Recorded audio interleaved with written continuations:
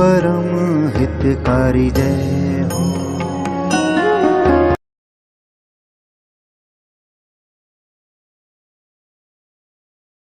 આપણને વિચાર થાય કે ગુરુમાં એવું શું હોય છે. આધુનિક જમાનો છે અત્યારે, એટલે એક વિચારધારા એવી પણ ચાલે છે કે તમે જ તમારા ગુરુ. વાત પૂરી થઈ ગઈ. તો કોને પૂછવાનું? મારે કંઈ પ્રશ્ન થાય મને જ પૂછવાનું.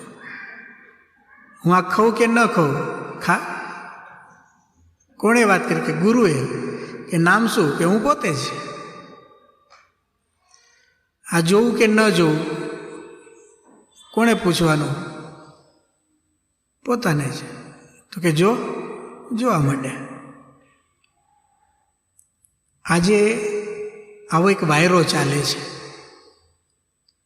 કે જો તમે કોકનું કીધું કરો તો મૂર્ખ ગણાવો. તો આપણી બુદ્ધિનો ઉપયોગ શું? અને ખાસ કરીને ભારત વર્ષની આ ધરોહર છે. ગુરુ શબ્દ છે ને, એ આપણો જીવન પ્રાણ છે, એટલું સમજો. અને કેટલાક લોકો જાણે છે કે જો ભારતને ખલાસ કરી નાખવું હોય તો ગુરુને ખેંચી લો એમાંથી, અથવા ગુરુને બદલી નાખો, અથવા ગુરુની વ્યાખ્યા બદલી નાખો. ગમે તે કરો, પણ ગુરુ ન હોવા જોઈએ.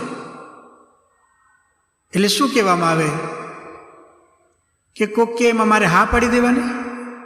આપણે ગુરુને એમ કે ને જેમ આપ જેમ રાજી થયો. તો મારી બુદ્ધિનો ઉપયોગ શું?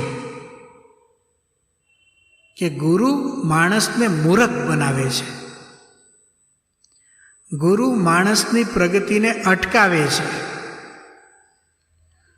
ગુરુ સમજણની દિશામાં આગળ વધવા દેતા નથી, પ્રશ્નોને દબાવે છે અને કહે છે કે અમે કહીએ એમ તમે સાચું માની લો. એટલે આ બધી જીવની જે કંઈ અવળાઈ છે ને, એ અત્યારે પરાકાષ્ઠાએ પહોંચી છે દુનિયામાં. હવે એ દુનિયામાં આપણે જીવીએ છીએ. પાછા ભાગ્યશાળી છીએ કે આવા કોઈના ઝપટમાં આવ્યા નથી હજી. અને જે આવી જાય છે જાય છે. પાછો આવતો નથી. જે ગયો એ ગયો. કેટલાક સંપ્રદાય એવા છે કે એમાં ગુરુનો નિષેધ કરવામાં આવે છે. તમે કોઈને ગુરુ બનાવશો નહીં. તો ગુરુ કર્યા વગર તો છૂટકો જ નથી. પણ તો વિકલ્પ આપે. હમણાં મેં કહ્યું એમ, તમે જ તમારા ગુરુ. હવે આપણી પ્રાચીન પરંપરા જોઈએ. જૂનામાં જૂના કોઈ ગ્રંથો હોય, પરંપરાને જોવું હોય તો શાસ્ત્રોના આધારે આપણે પરંપરા સમજી શકીએ. તો પ્રાચીનમાં પ્રાચીન કોઈ દુનિયાનું સાહિત્ય હોય એ છે આપણા વેદો. આજે બધા એ વાતને સ્વીકારે છે કે મનુષ્યને પહેલો વિચાર આવ્યો, અભિવ્યક્તિ કરી એને કોઈ શબ્દોમાં, તે શબ્દ સંસ્કૃત ભાષામાં હતો. અને દુનિયામાં પહેલું શાસ્ત્ર કોઈ માણસે બનાવ્યું હોય એ સંસ્કૃત ભાષામાં હતું અને એનું નામ છે વેદ. હવે વેદની અંદર જ્યારે દ્રષ્ટિપાત કરીએ આપણે તો આપણને ખબર પડે કે ગુરુ શિષ્ય પરંપરા સિવાય કંઈ નથી. અને આજ સુધી આપણને જે કંઈ શાસ્ત્રો મળે છે એ શેના પ્રતાપે? કોઈક ગુરુ વાત કરતા હતા અને શિષ્ય સાંભળતો હતો. શિષ્યએ સાંભળીને એના શિષ્યને વાત કરી, એને સાંભળીને એના શિષ્યને વાત કરી. એમ કરીને 10,000 વર્ષથી જૂની વાતો આજ સુધી આવી.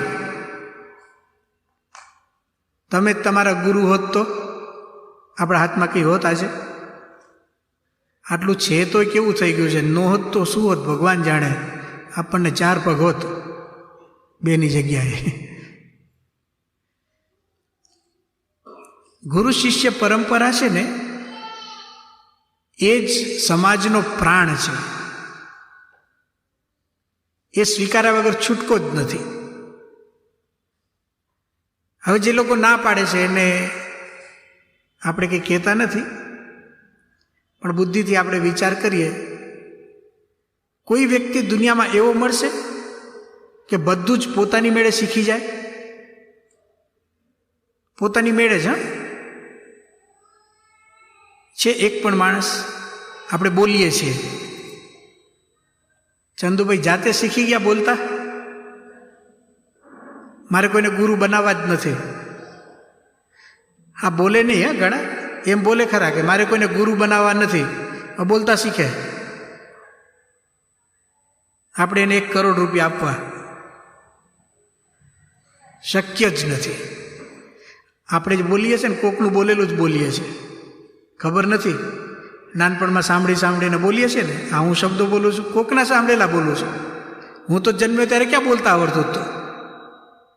અને એવું લાગે ને તો કોઈક છોકરો જન્મે તો એને એકાંતમાં મૂકી દેવાનો અને 15 વર્ષે લઈ આવવાનો, શું બોલે છે સાંભળજો, મૂંગો થઈ જાય.